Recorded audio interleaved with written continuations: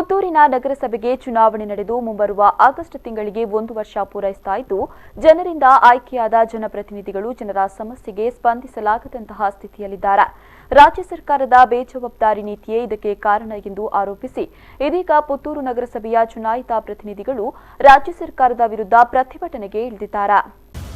ರಾಜ್ಯದ ಸರಿಸುಮಾರು 102 ಸ್ಥಳೀಯ ಸಂಸ್ಥೆಗಳಿಗೆ ಚುನಾವಣೆ ನಡೆದು ಮುಂದಿನ ಆಗಸ್ಟ್ ತಿಂಗಳಿಗೆ 1 ವರ್ಷ ಪೂರೈಸಿದಂತಾಗುತ್ತೆ. ಆದರೆ ಜನಪ್ರತಿನಿಧಿಗಳು ಆಯ್ಕೆ ಮಾಡಿದಂತಹ ಜನರಿಗೆ ಮಾತ್ರ ತಮ್ಮ ಪ್ರತಿನಿಧಿಗಳಿಂದ ತಮಗೆ ಬೇಕಾಗುವ ಕೆಲಸವನ್ನ ಮಾಡಿಸಿಕೊಳ್ಳಲು ಮಾತ್ರ ಸಾಧ್ಯವಾಗ್ತಾ ಇಲ್ಲ. ಸರ್ಕಾರದ ವೈಫಲ್ಯವೇ ಈ ರೀತಿಯ ವಿಳಂಬಕ್ಕೆ ಕಾರಣ ಎನ್ನುವ ಆರೋಪದ ನಡುವೆಯೇ ಇದೀಗ ಪುತ್ತೂರಿನ ನಗರಸಭೆಯ ಚುನಾಯಿತ ಜನಪ್ರತಿನಿಧಿಗಳು ನಮ್ಮ ಅಧಿಕಾರ ನಮಗೆ ಕೊಡು ಎನ್ನುವ ಪ್ರತಿಭಟನೆಯನ್ನ ಹಮ್ಮಿಕೊಳ್ಳುವ ಮೂಲಕ ಸರ್ಕಾರದ ಗಮನ ಸೆಳೆಯಲು ತೀರ್ಮಾನಿಸಿದೆ.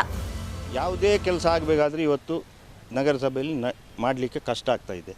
ಅವರಿಗೂ ಜನ ಇಲ್ಲ, ನಮಗೂ ಸಮಸ್ಯೆ ಆಗ್ತದೆ. ನಮ್ಮ 25 ಹೇಳಿಲ್ಲ 31 ಜನರಿಗೂ ಸಮಸ್ಯೆ. ಯಾರೋ ಒಬ್ಬ ಇಬ್ಬರು ಕೆಲಸ ಮಾಡಲಿಕ್ಕೆ ಸಾಕು, ಅದು ಅಲ್ಲ. ಇಡೀ ಹೂಳು ಎತ್ತಲಿಕ್ಕೆ ಇವತ್ತಿಗೂ ಸಾಧ್ಯ ಆಗಲಿಲ್ಲ ಕಂಪ್ಲೀಟ್. ಅಲ್ಲಿ ಟೆಂಡರ್ ಆಗಿದೆ, 40,000 ರೂಪಾಯಲ್ಲಿ ಒಂದು ಕ್ಷೇತ್ರಕ್ಕೆ ಸಾಕಾಗುವುದಿಲ್ಲ. 42 ಸಾವಿರ ರೂಪಾಯಿ ಬೀಳುವುದು. ಇಡೀ ಹೂಳು ತುಂಬಿ ಚರಂಡಿ, ಇದರಲ್ಲೇ ದೊಡ್ಡ ತೋಡುಗಳು ಸಹ ಅದರಲ್ಲೇ ಬರ್ತದೆ. ಆಗಿರುವಾಗ ಸಮಸ್ಯೆ ಬೇಕೇಳಿ ಉಲ್ಲಾಣ ಆಗ್ತದೆ. ನಾವು ಇಲ್ಲಿ ಅಧಿಕಾರದಲ್ಲಿ ಅಧ್ಯಕ್ಷ ಉಪಾಧ್ಯಕ್ಷರಿದ್ದರೆ ಅದನ್ನು ಬೇರೆ ರೀತಿ ಟೆಂಡರ್ ಮಾಡಿ ಏನಾದರೂ ಮಾಡಲಿಕ್ಕೆ ಕೆಲಸ ಮಾಡಲಿಕ್ಕೆ ಎಲ್ರಿಗೂ ಸೌಕರ್ಯ ಆಗ್ತದೆ. ಈ ಬಗ್ಗೆ ನಾವು ಸರ್ಕಾರವನ್ನು ಒತ್ತಾಯಿಸ್ತೇವೆ, ಕೂಡಲೇ ಕೋರ್ಟಿಗೆ. ಪುತ್ತೂರು ನಗರಸಭೆಯಲ್ಲಿ ಒಟ್ಟು 31 ಸದಸ್ಯರಿದ್ದು ಶಾಸಕ ಹಾಗೂ ಸಂಸದರನ್ನ ಸೇರಿಸಿ 33 ಸದಸ್ಯರ ಬಲವನ್ನ ಹೊಂದಿದೆ. ಚುನಾವಣೆಯಲ್ಲಿ ಆಯ್ಕೆಯಾದ ಬಳಿಕ ಆಯಾ ವಾರ್ಡ್ಗಳ ಜನ ತಮ್ಮ ವಾರ್ಡ್ಗಳಲ್ಲಿ ನಡೆಯಬೇಕಾದ ಕಾಮಗಾರಿಗಳ ಬಗ್ಗೆ ಇದೀಗ ಸದಸ್ಯರನ್ನ ಪ್ರಶ್ನಿಸಲಾರಂಭಿಸಿದ್ದಾರೆ. ಆದರೆ ಚುನಾವಣೆ ಗೆದ್ದಿರುವುದನ್ನ ಬಿಟ್ಟರೆ ತಮಗೆ ಯಾವುದೇ ಅಧಿಕಾರವೂ ಇಲ್ಲ ಅನ್ನೋದನ್ನ ನಂಬಲು ಜನ ತಯಾರಿಲ್ಲ ಎನ್ನುವ ಅಸಹಾಯಕತೆಯಲ್ಲಿ ಜನಪ್ರತಿನಿಧಿಗಳಿದ್ದಾರೆ. ಕಳೆದ 10 ತಿಂಗಳಿಂದ ಚುನಾಯಿತ ಪ್ರತಿನಿಧಿಗಳಾಗಿ ನಮಗೆ ಯಾವುದೇ ವಾರ್ಡ್ಗಳ ಸಮಸ್ಯೆಗಳಿಗೆ ಸ್ಪಂದನೆ ನೀಡಲಿಕ್ಕೆ ಆಗ್ತಾ ಇಲ್ಲ.